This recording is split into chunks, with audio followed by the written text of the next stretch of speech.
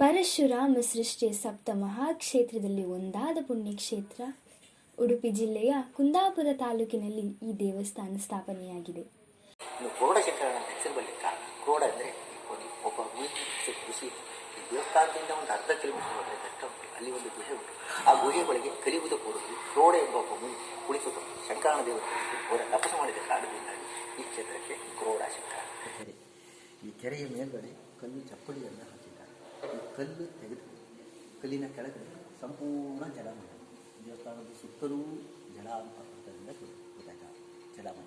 ಕೆರೆಯ ಮಧ್ಯಭಾಗದಲ್ಲಿ ಒಂದು ಸ್ವಯಂಭೂಲಿಂಗ, ಉದ್ಭವಲಿಂಗ ಅಂದರೆ ಏಕಾಶಿಲಾಮಯ ಒಂದೇ ನಾಲೆಯಿಂದ ಹೊರಚಾಚಿದ, ಅಂದರೆ ಒಂದೇ ಬಂಡೆಕಲ್ಲಿನಲ್ಲಿ ಎರಡು ದೇವರ ಸ್ವಯಂಭೂಲಿಂಗ ಉದ್ಭವಲಿಂಗ.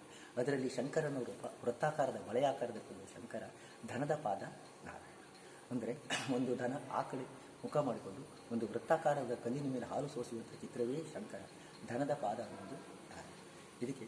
ಇದನ್ನು ಮೊದಲು 2013ನೇ ಇಸ್ವಿಯ ಮೊದಲು ಕನ್ನಡಿಯ ಮೂಲಕ ಮೂಲಬಿಂಬ ದರ್ಶನದಲ್ಲಿ ತೋರಿಸ್ತಾರೆ. 13ನೇ ಇಸ್ವಿಯಲ್ಲಿ ಈ ಕಟ್ಟಡವನ್ನು ಜೀರ್ಣೋದ್ಧಾರ ಮಾಡಿದಾಗ ಆರೂಢ ಅಷ್ಟಮಂಗಲದಲ್ಲಿ ಯಾರಿಗೂ ತೋರಿಸಬಾರದು ಅಂತ ಪ್ರಶ್ನಾಭಾಗದಲ್ಲಿ ಕಂಡುಬಂದಿದೆ.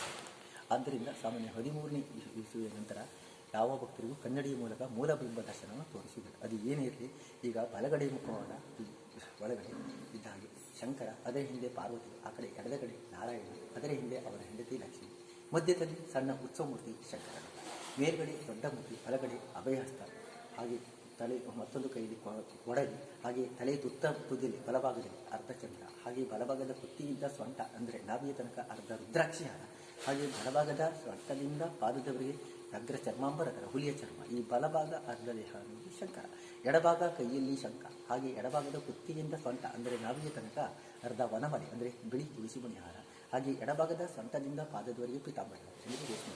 ನೀವು ಅರ್ಧನಾರೀಶ್ವರ ಕೇಳಿದ್ದೀರಾ, ಹಾಗೆ ಇಲ್ಲಿ ಶಂಕರ.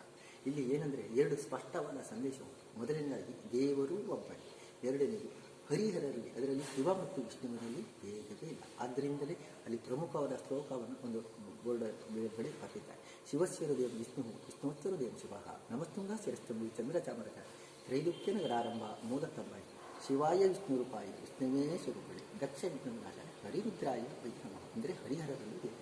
ಇನ್ನು ಸ್ಥಳದ ಮಹಾತ್ಮೆಯನ್ನು ನಮ್ಮ ಪೂರ್ವಜರು ಅಂದರೆ ನಮ್ಮ ಏನ್ಸೆಸ್ಟ ದೇಹത്തോಳು ಅವ್ರು ಏನು ಹೇಳಿದ್ದಾರೆ ನಮ್ಮ ಪೂರ್ವಜರು, ಅವರೇ ಅದನ್ನೇ ಸಾಕಾಶಿ ಕ್ರೋಡದಲ್ಲಿ ಸಗಂಗಾಸಿ ಕಿಮತಿ ನದಿ ಸತ ವಿಶ್ವೇಶ್ವರೋದೇವ ಸಾಕಾತ್ ಕ್ರೋಡಪರೇಶ್ವರ.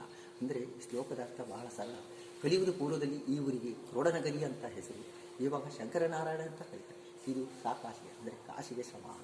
ಅಂದರೆ this place is equalised to Kashi, ಅಂದರೆ ಕಾಶಿಗೆ ಸಮಾನ. ಅಂದರೆ ಕಾಶಿಗೆ ಹೋಗುವುದು ಒಂದೇ, ಇಲ್ಲಿಗೆ ಬರುವುದು ಒಂದೇ.